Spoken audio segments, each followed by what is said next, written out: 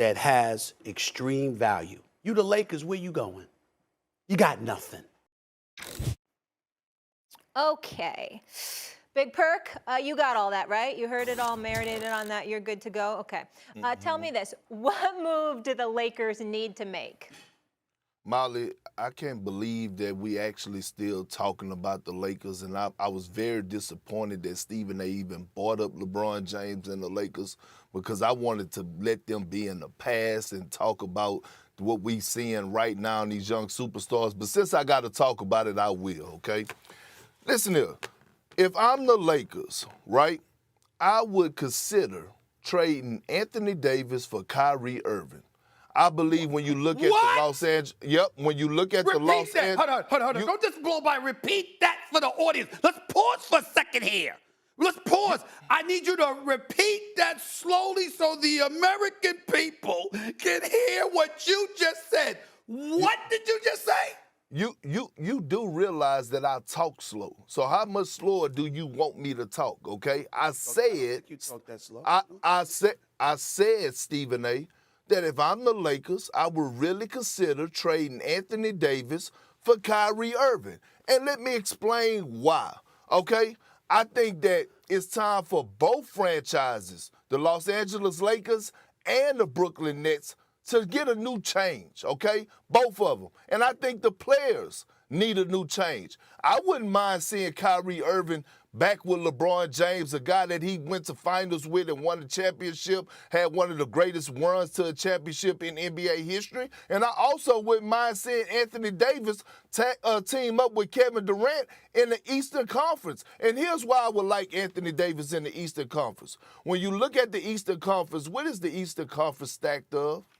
Bigs. When you look at Giannis Antetokounmpo, when you look at Joel Embiid, when you look at Bam Adebayo, if you're the Brooklyn Nets and you're Kevin Durant, I'm looking at AD like, hey, this conference that's the better conference got nothing but great bigs. I need someone to match that intensity when it comes playoff time. And who's the better fit that's out there that could be available than Anthony Davis? Now when I look at the Lakers, I'm like, hell, we won the championship with AD. We know how a lot of the fans around Laker Town feel about him.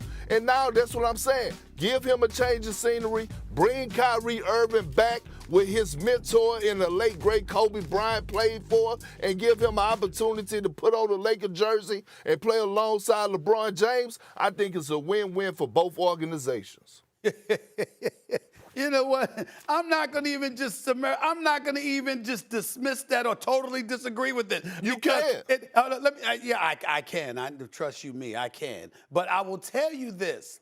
Here's where it's interesting because it makes me laugh. You know what I'm saying? I mean, clearly you don't have the love for LeBron James that you said you do. And clearly you don't. I mean, you talked about your relationship, how you love your brother and you've known him since high school and all this other stuff. You have no love for LeBron James to wish Kyrie Irving back on him. I mean, with the kind of stuff that he's had to go. I mean, are you trying to send LeBron James into an asylum? Are you trying to send him to therapy? I mean, that's a lot to ask him to deal with, okay? I mean, now I will say this. Kyrie Irving and Anthony Davis miss about the same amount of games. I mean, I'll give you that. I mean, Kyrie might have him beat for crying out loud. He might play less games. I mean, I got to look that up. All right, so you got me there. You got me there, even though Anthony Davis is strictly due to injury, strictly due to him being injury prone. That's the only reason. I mean, if Kyrie had excuses for missing games in Brooklyn and Boston and all this, could you imagine the excuses he'd come up with in LA to miss games? I mean, just brace yourself for it now because listen, it's a problem for him to show up to work now. It's a problem for him. Now, from a basketball perspective, here's another thing that you didn't consider. Kyrie Irving and Russell Westbrook on the same team? No, Stephen A. You know better than that. That's a nice try. You would have to move Russell Westbrook and bring. You didn't say that. That's a nice try. You know I'm too smart for that. Did you say that? I mean, did you say it? I mean, you didn't leave it out there. You didn't say it. But I don't have to say. I don't have to say it. What's known don't have to be said. Yeah, it does. It does have to be said. Hell yeah, it has to be said. Hell yes, it has to be said. You can't just sit up there and talk about moving Anthony Davis, but Russell Westbrook is still on the Lakers, and just say bring Kyrie to the Lakers. You got to make sure you crystallize for everybody exactly what you mean.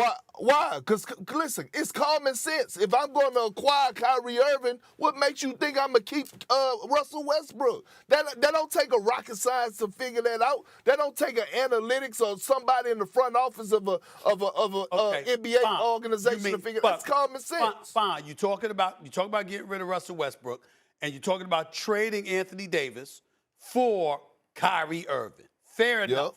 I'm telling you this. I don't see that.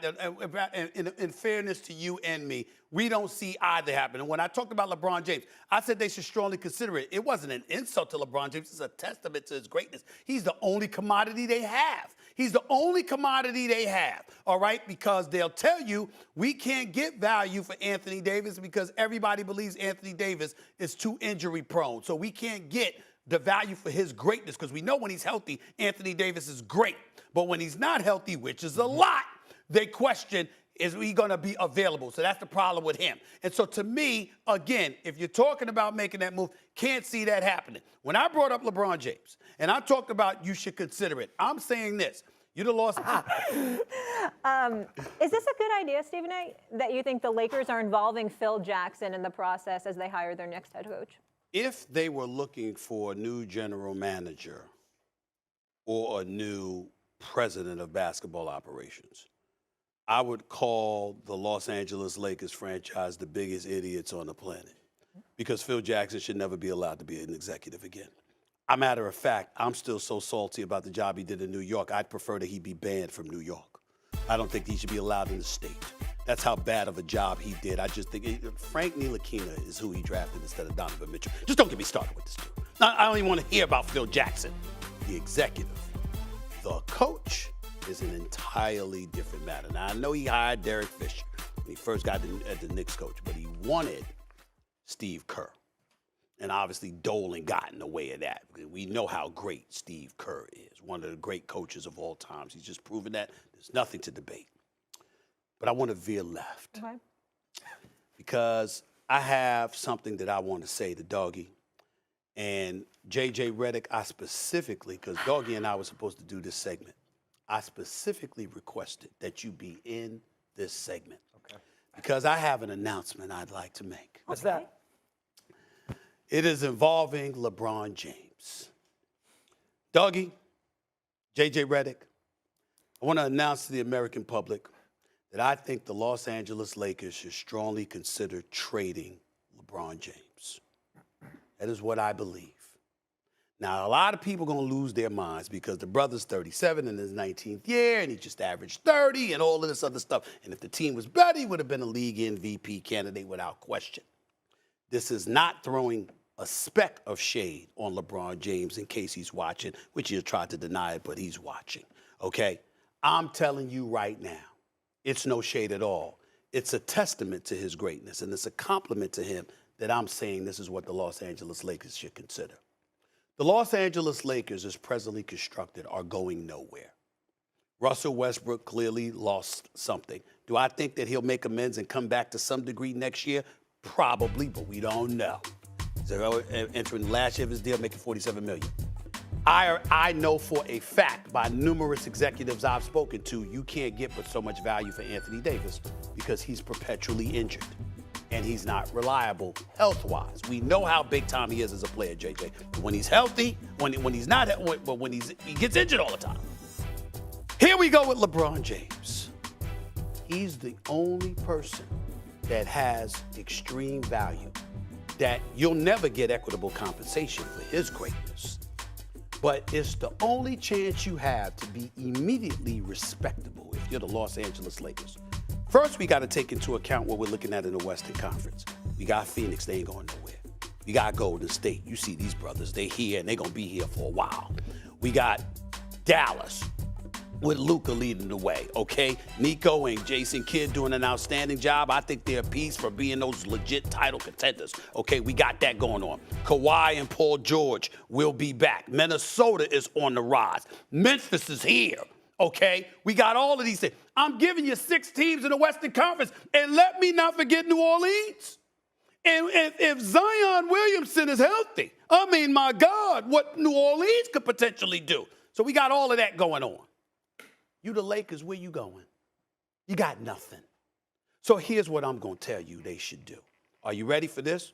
I thought, and don't get too specific, JJ. I don't want you pulling out numbers and contracts. We understand they got to work things, they got to make things work, and we got all of that. Let's hear it. Picks, Let's hear it. picks, all this stuff. I'm just going to throw the teams that I'd call.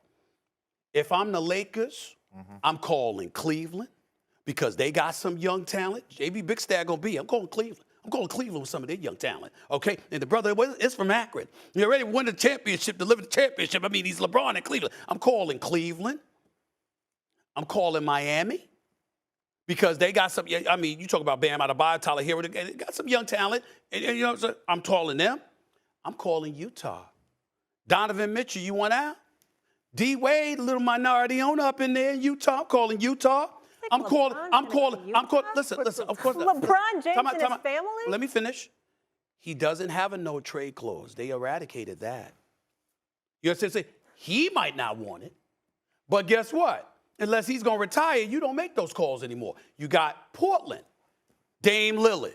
I'm making these calls. I'm saying if I'm the Lakers. You're going to trade him for Damian Lillard. No. I'm taking all options. All I'm doing is throwing out teams for you because if I'm the Lakers, I know I ain't going nowhere.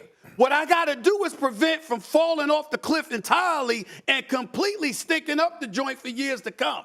Because the reality is that I can't move Russ in all likelihood. I'm going to try, but I don't think I can pull it off. Anthony Davis, I can't get equitable compensation because everybody is telling me he's too injured, so we're not going to give up a piece for a dude that's missed